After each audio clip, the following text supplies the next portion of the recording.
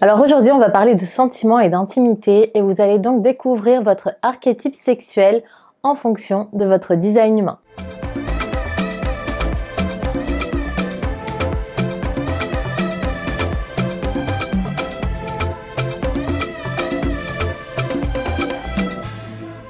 Tout d'abord, pour suivre cette vidéo de façon optimale, il faut que vous connaissiez votre profil. Et pour cela, si ce n'est pas encore le cas, vous pouvez faire le test gratuit sur mon site internet www.marytyson.fr. Vous allez avoir plusieurs informations qui vont apparaître, notamment le type énergétique, l'autorité intérieure.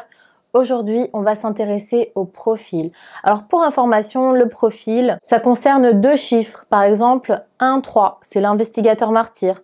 Ou alors 2-4, c'est l'ermite opportuniste. En tout cas, vous allez voir, il y a deux chiffres qui vont de 1 à 6. En tout, il existe 12 profils et chacun de ces profils est donc composé d'un de ces deux chiffres qui va de 1 à 6, tout en sachant que le premier chiffre, en général, c'est le chiffre le plus conscient. Et le deuxième chiffre, c'est le chiffre le moins conscient.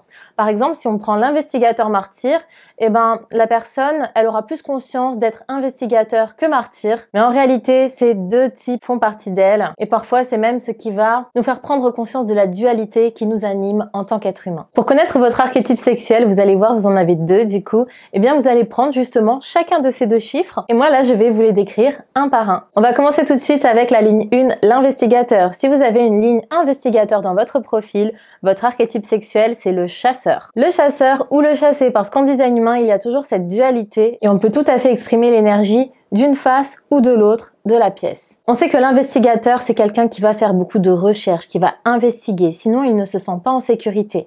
Du coup, dans tout ce qui concerne la séduction, l'intimité, ça va souvent être une personne qui va être à la chasse aux informations. On peut appeler aussi ça le poursuivant ou le poursuivi, le prédateur ou alors la proie. Il y a vraiment cette notion de partir à la chasse aux informations pour se sentir en sécurité et il n'y a que lorsque la personne elle aura assez d'informations qu'elle va pouvoir se sentir en sécurité pour rentrer plus en intimité avec la personne, que ce soit d'un point de vue relationnel ou alors d'un point de vue sexuel. D'ailleurs, si vous avez une ligne 1 dans votre profil, n'hésitez pas à nous informer en commentaire de si vous vous sentez plutôt prédateur ou plutôt proie. La ligne 2, l'ermite, c'est le timide. Et tout comme pour la ligne 1, il y a un petit peu deux facettes chez ce timide. Parce que le timide, il peut à tout moment avoir des moments très audacieux. D'ailleurs, si tu as une ligne 2 dans ton profil, il y a de fortes chances que généralement, tu préfères que ça soit l'autre qui fasse le premier pas pour rentrer en intimité avec toi. Mais parfois, il peut arriver que cette ligne 2, elle ait des moments d'audace. Et là, tout à coup, on peut se dire peut-être que c'est une autre personne, une autre facette qui se réveille, une facette très audacieuse, qui durant ces moments-là peut exprimer un charme naturel, mais qui fait son petit effet. Donc si tu as une ligne 2 dans ton profil, n'hésite pas à nous dire en commentaire si tu te sens plutôt timide ou audacieuse, ou en tout cas quelle facette tu vois le plus s'exprimer en toi. Maintenant, on va passer à la ligne 3, la ligne martyr. Alors l'archétype de la ligne martyr, c'est vraiment l'expérimentateur, donc qui va expérimenter les choses, que ce soit d'un point de vue sentimental, relationnel ou même sexuel. Mais aussi on peut dire que c'est le créateur ou le briseur de liens, parce que la ligne 3, elle a besoin de vivre l'expérience à fond. Quand elle rentre en relation avec quelqu'un, elle a besoin de vivre l'expérience à fond. Lorsqu'elle rentre en intimité avec quelqu'un, elle veut vivre l'expérience à fond, ce qui donne beaucoup d'intensité, beaucoup de profondeur. Mais au bout d'un moment, c'est trop et du coup, elle a besoin de briser les liens. Alors dans l'intimité, qu'est-ce que ça donne? Est-ce que ça veut forcément dire que c'est une personne qui va avoir des rapports intimes à droite, à gauche? Eh bien, pas forcément. Ça peut être le cas, bien sûr, si c'est aligné avec son autorité intérieure, sa stratégie, tout ça.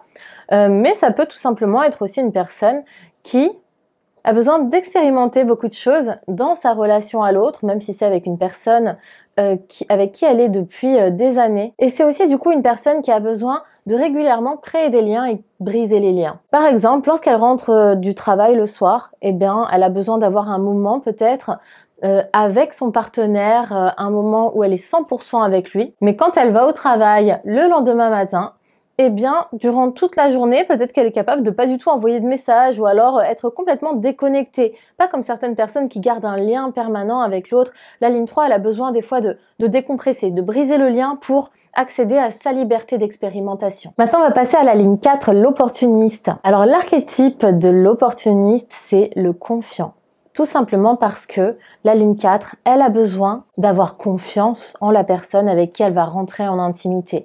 Souvent d'ailleurs, ces personnes-là, elles ont besoin d'être amies ou alors d'avoir une relation un petit peu fraternelle et amicale avec une personne avant d'envisager le moindre rapport intime. Alors on va pas aller forcément jusqu'à un couple platonique, mais en tout cas elle a besoin de ce lien solide avant de rentrer en intimité avec l'autre, que ce soit sur le plan sexuel d'ailleurs, ou alors tout simplement sur le plan sentimental, sur le plan relationnel. Maintenant je vais vous parler de la ligne 5. Alors là on est sur quelque chose de lourd, parce que la ligne 5 c'est une ligne qui est très séductrice, et donc l'archétype sexuel de la ligne 5, ça va être le Casanova, ou alors la femme fatale. Alors si tu es une ligne 5, n'hésite pas à nous dire en commentaire si tu ressens cette part en toi. Si tu ne la ressens pas, il peut être intéressant de prendre conscience que elle est cachée quelque part et qu'elle n'attend peut-être qu'à être mise en lumière. En tout cas, d'un point de vue intime, cette personne a vraiment le pouvoir d'attirer les autres à elle. Ça veut pas forcément dire passer à l'action, mais en tout cas, il y a cette espèce de magnétisme naturel qui peut d'ailleurs parfois porter à confusion. Et maintenant, je vais vous parler de la dernière ligne, la ligne 6. C'est la ligne modèle et son archétype, c'est l'âme sœur. Tout simplement parce que la ligne 6, c'est une ligne idéaliste. Et en fait, ce qu'elle va chercher lorsqu'elle est en relation avec quelqu'un, lorsqu'elle rentre en intimité avec quelqu'un, c'est: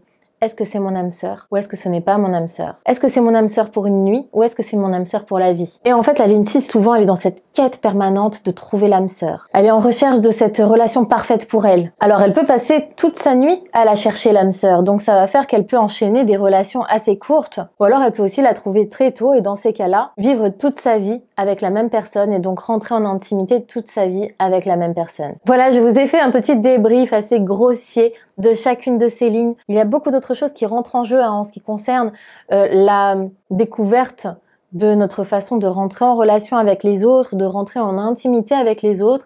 Mais voilà, ça nous donne un petit indice, donc n'hésitez pas à me dire ce que vous en pensez en commentaire. Si vous avez aimé cette vidéo, je vous invite à mettre un petit pouce vers le haut. C'est pas grand chose, mais ça m'aide beaucoup en ce qui concerne les algorithmes sur YouTube, et puis ça fait toujours plaisir. Si vous voulez en savoir plus sur votre design humain, sachez que je propose des séances, des manuels personnalisés, ou alors plusieurs types de formations. Même pour les professionnels de design humain qui sont déjà formés, j'ai beaucoup de formations complémentaires sur des données beaucoup plus approfondies et parfois très méconnues du design humain. Je vous laisse découvrir tous les liens en dessous. En tout cas, je vous dis à très bientôt!